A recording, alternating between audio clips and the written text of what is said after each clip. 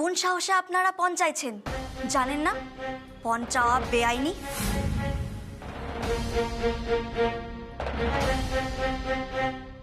লোক জানাজানি হলে কি হবে বলুন তো? এই মেয়ে দেখছি পাকা ধানে মই দিতে এসেছে। ও রস্তাদি বের করছে।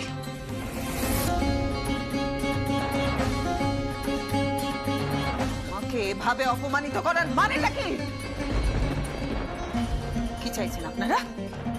বিয়েটা না হোক? কি বলছেন আপনি? কি বলছেন দিদি? আমি হাত জোর করছি আপনার কাছে। ওর কথা আপনি কিছু মনে করবেন না। ও একটা বাচ্চা মেয়ে। আমি দেখছি। আমি অপু, কি হচ্ছে? আমাকে মেরে চুপ করাতে পারবে না বাবা। উনি যেটা করছেন সেটা অন্যায়। অপু, একটা কথা তুই যদি বলছিস, একটা কথা আমি তো বলছি। কে বলেছে এখানে আসতে? কে বলেছে এখানে আসতে? আমি তো কি বলেছিলাম? বলেছিলাম বরযাত্রীদের আপ্যায়নের যাতে কোনো ত্রুটি না হয়। আমার মান সম্মান কিন্তু তোমাকে খেয়াল রাখতে হবে বলেছিলাম আমি। ও বড়দের মাঝখানে এসে নাক না গলালে হচ্ছিল না তোর? না হচ্ছিল না? অপু, এত সাহস কি করে হলো? কে বলেছে আসতে? আমার কথার উত্তরটা বলছি, কে বলেছে? ও দিদির জীবনটা নষ্ট হয়ে যাক এটাই চাস তো তুই? এটাই চাস তো? পাড়া প্রতিবেশী আত্মীয় স্বজন ভর্তি আমার বাড়িটা। আমার মান সম্মান কোনো মূল্য নেই? পারবো নাকি একটা দিদির জীবনটা শেষ করে দিতে চাস? শেষ? বাবা তুমি কিন্তু তুই বেরো আমার বাড়ি। ওকে বেরোতে বলো, মা আমার চোখের সামনে থেকে চলে যেতে বলো। তা না হলে আমার থেকে খারাপ কিন্তু কেউ হবে না। অপু, বেরিয়ে যা বলছে। কি করবে না বেরোলে? মারবে তো, যত ইচ্ছে মারো, কিন্তু ওনাকে জবাবদিহি করতেই হবে। তুমি আমার কাছে জবাব দিয়ে চাইছো? চাইতে আপনি বাধ্য করলেন।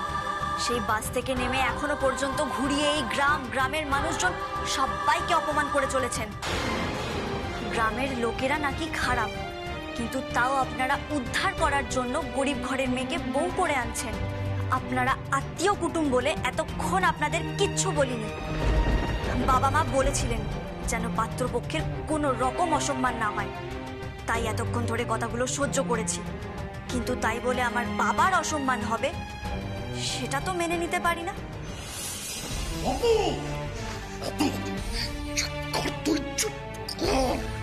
না বাবা, আমি চুপ করব না। এটা 2020 সাল। তুমি খুব ভালো করেই জানো পণ নেওয়া আর দেওয়া দুটোই অপরাধ। বিয়ে তো আর পাত্র পাত্রী কেনা বেচার অনুষ্ঠান নয় বাবা, একটা পবিত্র অনুষ্ঠান। বিবাহের মধ্য দিয়ে দুটো পরিবারের মেলবন্ধন ঘটে, আত্মীয়তা শুরু হয়। সেখানে কিনা পণ দিয়ে তুমি দিদি ভাইয়ের বিয়ে দিচ্ছ কেন বাবা? বড় পরিবারে বিয়ে দেওয়ার জন্য টাকার ভেট দিতে হয় কেন? কি কম আছে আমার দিদি ভাইয়ের মধ্যে বলো তুমি? তুমি ওনাদের অন্যায় দাবি মানার জন্য সোনার দোকানে গয়না বিক্রি করতে গেছিলে?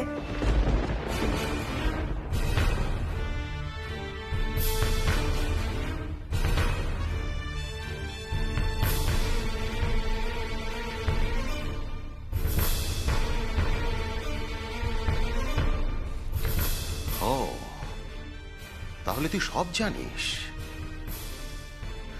কি করে জানলি? আমাকে বল। তার মানে তুই আমাকে নজরদারি করছিলি? হ্যাঁ, আমার পিছু নিয়েছিস তুই? না বাবা, সেদিন শালপাতা আনতে গিয়ে এমনিই চোখে পড়ে গেছে।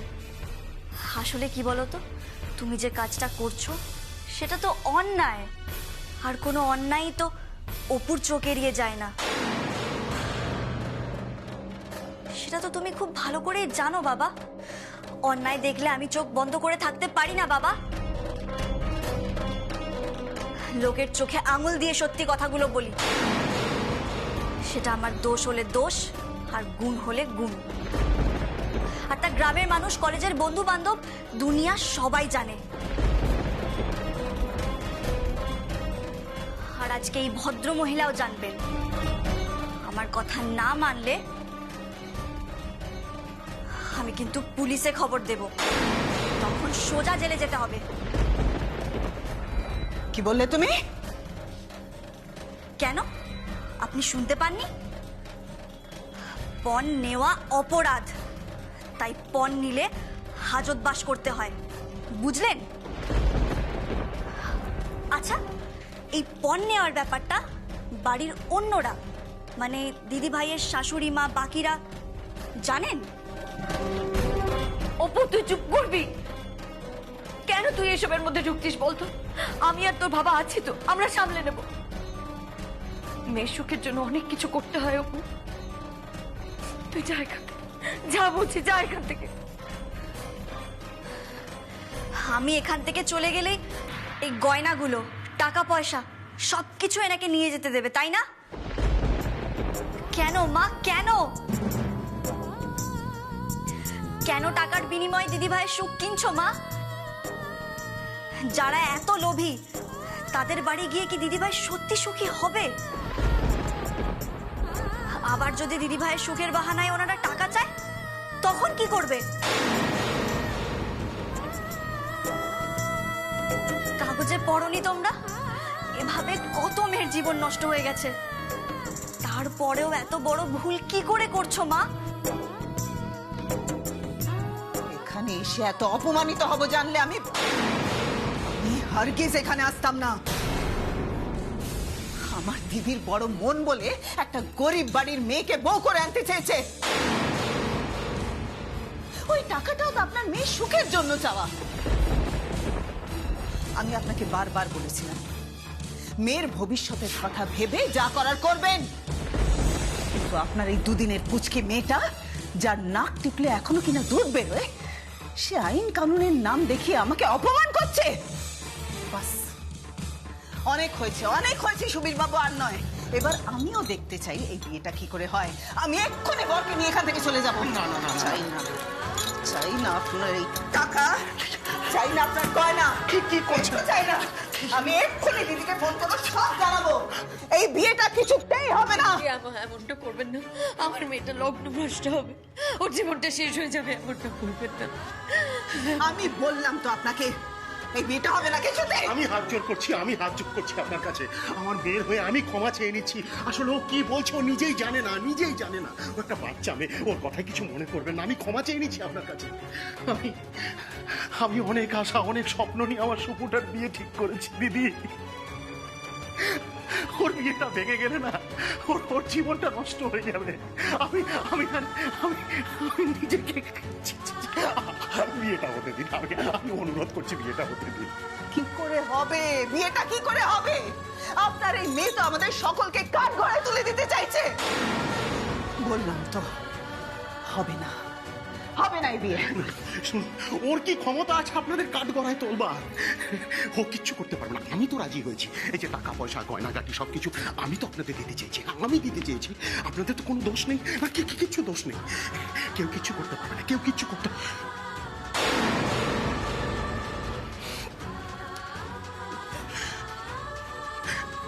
অপু, আর একটা কথা তুই যদি বলেছিস, আমি কিন্তু জিভ টেনে ছেড়ে দেবো পরে।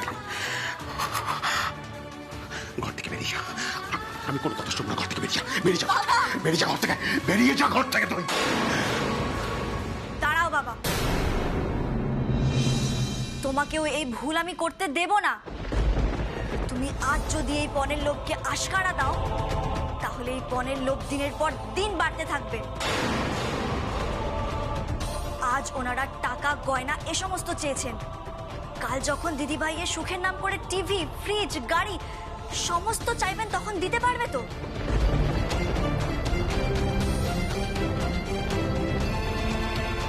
এত ডিমান্ড পূরণ করতে পারবে তো বলো?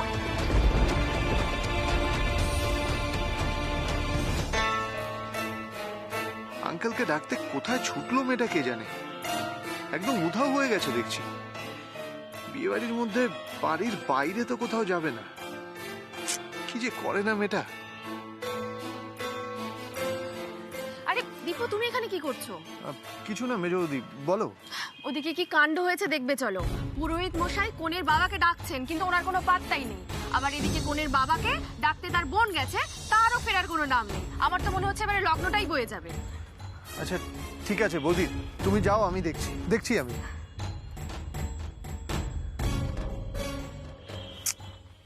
মেয়েটা কোথায় যেতে পারে? আচ্ছা, ওর দিদির ঘরে যায়নি তো? দেখে আসি একবার। আমি দেব।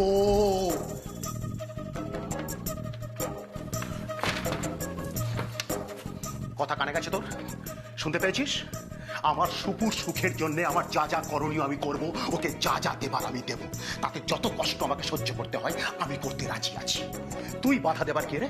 সিদ্ধান্ত তুই নিবি? তুই জ্যোতিকা দেবী, জ্যোতিকা দেবী, আমি অনুরোধ করছি আপনাকে, দেখুন ওর কথা কিচ্ছু মনে করবেন। ও একটা বাচ্চা মেয়ে, কি বলছে এগুলো তো আমি দিয়েছি। এই যে দান, যৌতুক, পণ যা বলেন এগুলো তো দেখুন এটাই তো স্বাভাবিক, মেয়ের বাবাকে তো দিতেই হবে।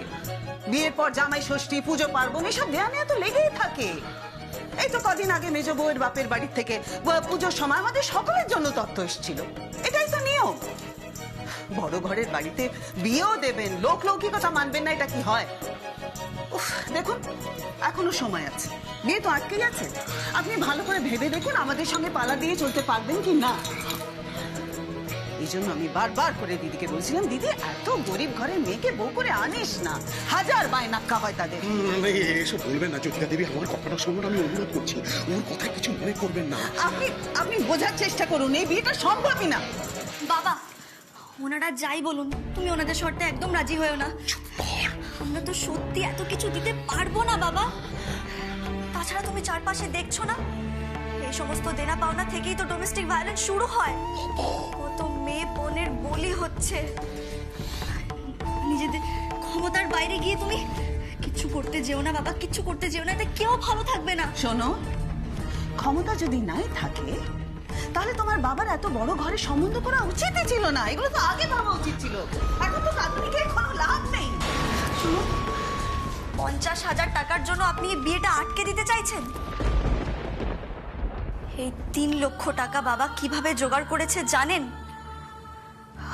অনেক কষ্ট করে একটা জমি কিনেছিল বাবা, সেটাই হয়তো বন্ধক রেখে দিয়েছে।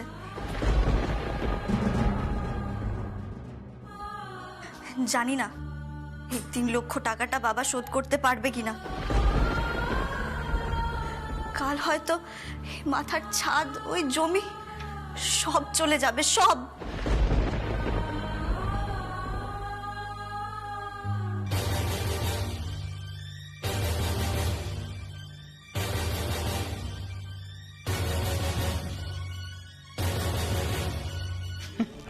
বেশ তো, তাহলে তোমার দিদির বিয়ে দিও না, তাকে বাড়িতে বসিয়ে রাখো। চুপ করবি তুই? কি করলে চুপ করবি? কি করলে চুপ করবি তুই? শোন, দিদির বিয়েটা কিন্তু দিতেই হবে।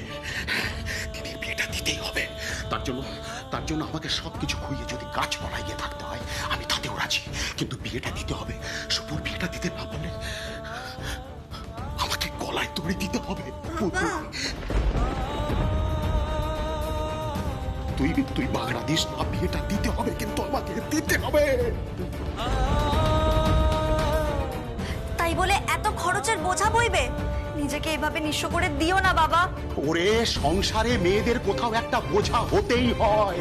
কন্যা দায় বুঝিস? এই যে আমি যেমন তোদের 2 বোনের বাপ, আমি হচ্ছে একজন কন্যা দায়গ্রস্ত পিতা। তাই 2 বোনের বাপ হিসেবে আমাকে যে সে বোঝা বইতেই হবে। মেয়েদের কেন বোঝা বলছো বাবা? চাইলে মেয়েরাও বাবার পাশে দাঁড়াতে পারে। ওরে, বাবার পাশে দাঁড়াতে গেলে তাকে রোজগার করতে হয়, কিন্তু সংসারে সচরাচর রোজগার করে ছেলেরা। মেয়েদেরকে সংসারটা সামলাতে হয়, সংসারটা।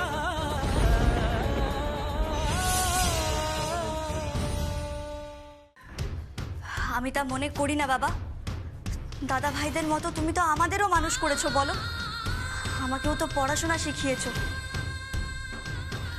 একটুখানি সুযোগ দিয়ে দেখো না বাবা, আমিও পারি তোমায় সাপোর্ট করতে। এখন চুপ কর। বেআই মশাই, দেখুন সময় চলে যাচ্ছে, আপনি কি করবেন প্লিজ জানান। কি করবেন মানে? আপনি যদি পণের টাকা নেন তাহলে কিন্তু আমি সোজা জেলে পাঠিয়ে দেবো আপনাদের। তুমি আমাকে জেলের ভয় দেখাচ্ছ? বেশ, তাহলে বিয়েটা থাক। না না না না, জ্যোতিকা দেবী কি বলছেন? আমি আপনাকে অনুরোধ করছি, আমি তো ওর বাবা, আমি তো ওর হয়ে ক্ষমা চাইছি। আপনি রাগ করবেন না প্লিজ, আপনি রাগ একটু দাঁড়ান, একটু দাঁড়ান।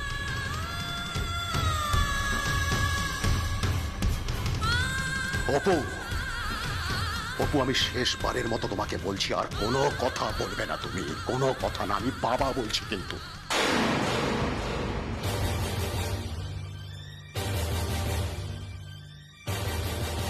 আয় আমার সঙ্গে, আয়। ক্ষমা চা, ক্ষমা চা, এক্ষুনি ক্ষমা চা। হাত জোর কর, হাত জোর করে বল আন্টি আমার ভুল হয়ে গেছে, অন্যায় হয়ে গেছে, এরকম ভুল আমি আর কোনোদিনও করবো না। হাত জোর কর, বল ক্ষমা চা। বাবা, তুমি কি পাগল হয়ে গেছো? তোমার মাথা খারাপ হয়ে গেছে নাকি? উনি অন্যায় করছেন আর আমি কিনা ওনার পায়ে হাত দিয়ে ক্ষমা চাইবো? ওনারা যে খারাপ মানুষ সেটা কি তোমার চোখে পড়ছে না বাবা? অপু কেন বাজে বক? তুই আয়, আয়। পরমা, পরমা, ওকে বোঝাও তুমি। আমি পারছি না, আমি আর পারছি না, আমি পাগল হয়ে যাব।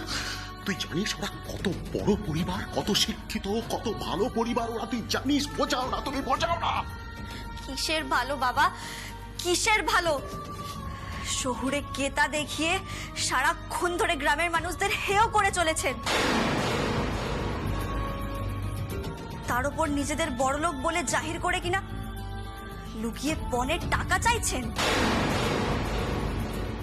তারা কোনোদিন ভালো মানুষ হতে পারে বাবা? না বাবা, আমি যার তার পায়ে হাত দিতে পারবো না। তুমি তো একদিন শিখিয়েছিলে বাবা, যোগ্য মানুষদের সামনে মাথা ঝোকাতে হয়, তাদের সম্মান করে পায়ে হাত দিয়ে প্রণাম করতে হয়।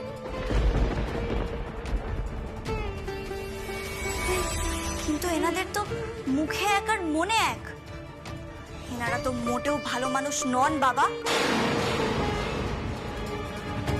কি উল্টোপাল্টা কথা বলছিস অপু? আমি ঠিকই বলছি মা।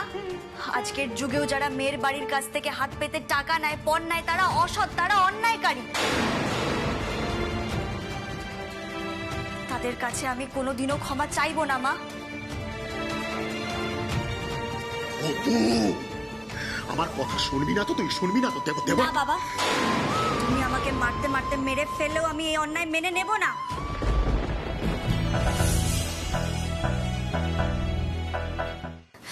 আমার কথা শোনো বাবা, যারা মেয়ের বাড়ি থেকে জোর করে পণ নেয় সেই বাড়িতে গিয়ে দিদিভাই সুখী হবে না, ভালো থাকবে না বাবা। পণ দিয়ে এই বিয়েটা দিও না, দিও না। কি বলছিস কি অপু? তোর দিদি লগ্ন ভ্রষ্ট হলে ওর আর বিয়ে হবে না। এসব পুরনো দিনের ভাবনা মা। লগ্নভ্রষ্টা কোনো বিষয় নয়, সবটা কুসংস্কার।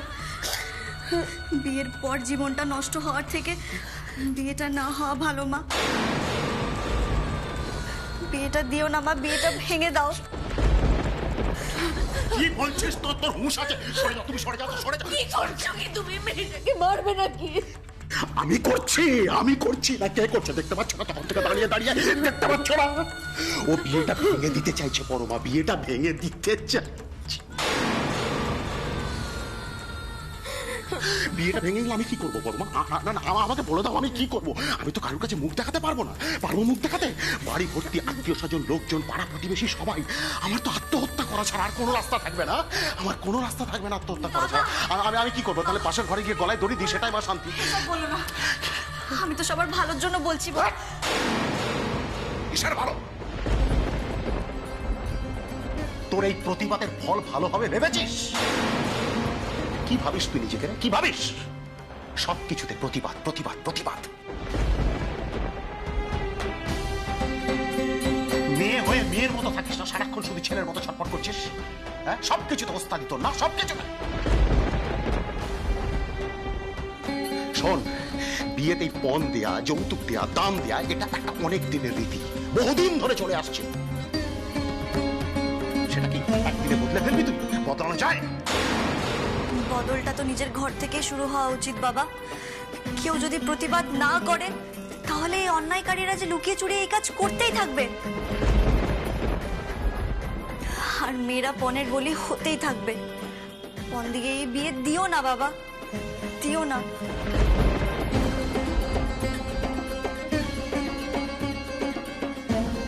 অপু, দিদির বিয়েটা কিন্তু আমাকে দিতেই হবে, দিতেই হবে। এরপরেও তুই যদি আমাকে বাধা দিস, যদি বিয়েটা হতে না দিস, তাহলে কিন্তু আজ রাতে তুই আমার মরা মুখ দেখবি। হ্যাঁ, আমি কিন্তু আজ রাতেই গলায় দড়ি দেবো, বুঝতে পেরেছিস? পরমা, পরমা, আমি যদি এখনো ওকে বোঝাতে অপারগ হয়ে থাকি, তাহলে তুমি তোমার মেয়েকে আলাদা জায়গায় নিয়ে গিয়ে ভালো করে কিন্তু আমার শেষ কথাটুকু ওকে বুঝিয়ে দাও। ওকে বুঝি, তুই এটাই চাস তো? এটাই চাস তো? এটা দেখতে তোর ভালো লাগবে তো? তাহলে কর প্রতিবাদ, যত খুশি তুই প্রতিবাদ করেছ, কিন্তু মনে রাখিস শোনো, তোর এই প্রতিবাদের ফল কিন্তু তোকেই ভুগতে হবে। হ্যাঁ, তোর জীবনের সবচেয়ে বড় পুরস্কার হবে আমার মৃত্যু। মৃত্যু। তুমি এখানে বসে, এখানে বসে শান্ত হও। তোর এই প্রতিবাদের ফল কিন্তু তোকেই ভুগতে হবে। হ্যাঁ, তোর জীবনের সবচেয়ে বড় পুরস্কার হবে আমার মৃত্যু।